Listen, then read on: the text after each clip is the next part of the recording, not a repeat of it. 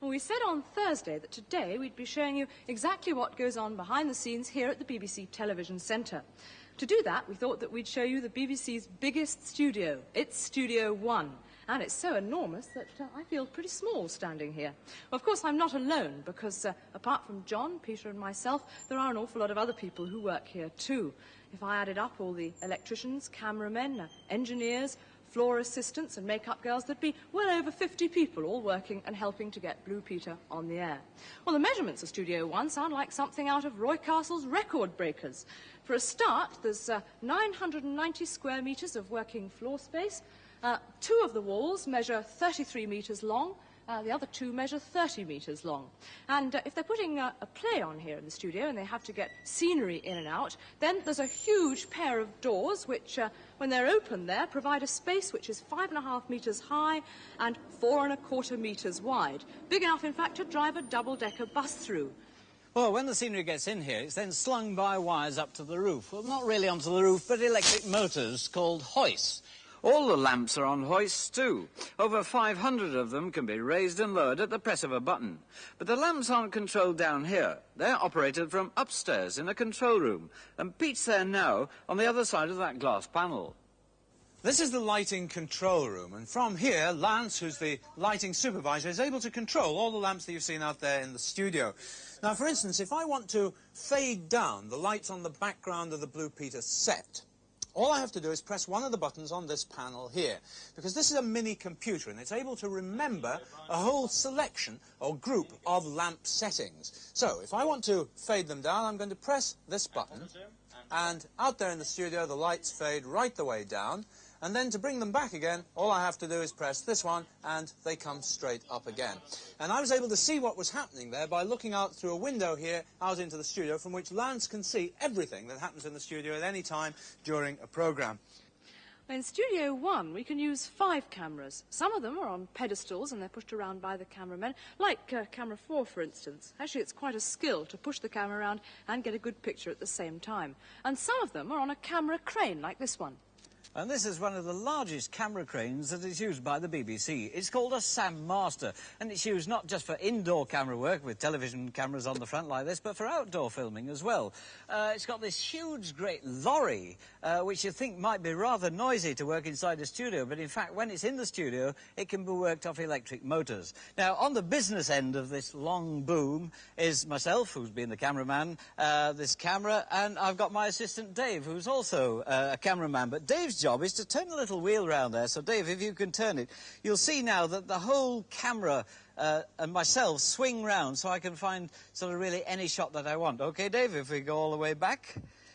Well, it needs 4 people to raise this boom to a fantastic height of over 7 metres. So, OK, fellas, 2 sort of push up, and then the back 2 then get hold of it at the back and pull down. And we're quite high. Now, if I swing the camera around, or Dave turns us round, I then zoom out, you will now see what a fantastic shot I get. So, OK, fellas, can you let us down again?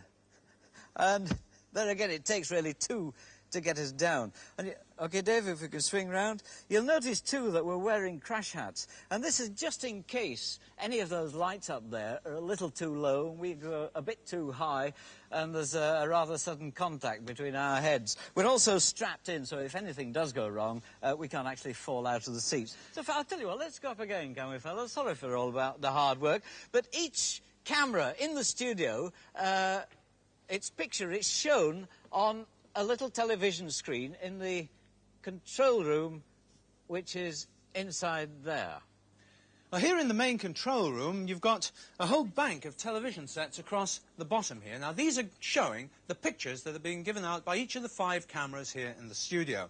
Now, above them, you'll see there are 3 more sets, and this one here in the centre is what we call the transmission monitor, and that is the one that's showing the picture that you're seeing at home. Whatever we see on there, that's what you're seeing at home. And if you're lucky enough to be watching Blue Peter today in colour, then you'll have noticed that only this one and this one are actually colour sets. All the others are giving out pictures in black and white, and that's because these 2 monitors here are really precision-made instruments to give a perfect colour picture. They're very expensive, far more expensive than ordinary domestic colour television sets, so the BBC make do with just 2 here in the gallery. But because all the cameras are giving out different pictures at the same time, there has to be someone here in the gallery who decides which picture you're going to see and when to change from one picture to the other. Well, the person who does that is the studio director, Ian, and he's sitting here. Now, he's talking all the time to the cameras as the show is in progress. He talks them through this microphone here, and the cameramen hear him through their earphones. Sitting next to him is the vision mixer, Shirley, and she actually controls, with this panel, the pictures that you see at home. And she just, in fact, cut to camera 2, which is that one that I'm speaking at now. Now, if you look behind me on the bank of monitors there, you can see on camera 5, there's a picture of Leslie with Petra, Jason and Shep. She's really waiting for me to finish up here. Well, I'm not going to yet, but what I am going to do is press camera 5's button, and there at home you've got a picture of Leslie down there in the studio. It's really quite simple. And then by pressing button number 2, I can get the picture of the panel back here again. Now, in front of those buttons, you'll see there are some sliding devices here. These are called faders, and it's self-explanatory really what they do, because by moving them like this, you'll see that Leslie's picture fades up and the picture of the faders disappears, and although you'd much rather carry on looking at Leslie, I'm sure, I'm going to bring the faders back like that. And that again is on camera 2. But in fact, I don't wish to look at camera 2 anymore. I'd rather talk to camera 3, which is over here. So press the right button and up comes camera 3's shot. Over here on this wall of the control gallery, there is yet another control room through that glass panel. That is the sound control room, and Dave, the sound mixer, is sitting there in front of a whole other bank of faders. But these faders are nothing to do with the picture that you're going to see. These are to do with the sound that comes up from the various microphones in the studio. Thank you, Leslie Clark.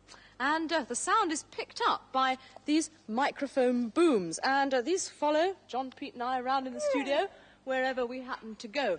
Well, normally they're set a lot higher above our heads than this, so that they don't creep into your picture that you're getting on your television set at home. And because of that, John, Pete and I have to speak in quite loud voices.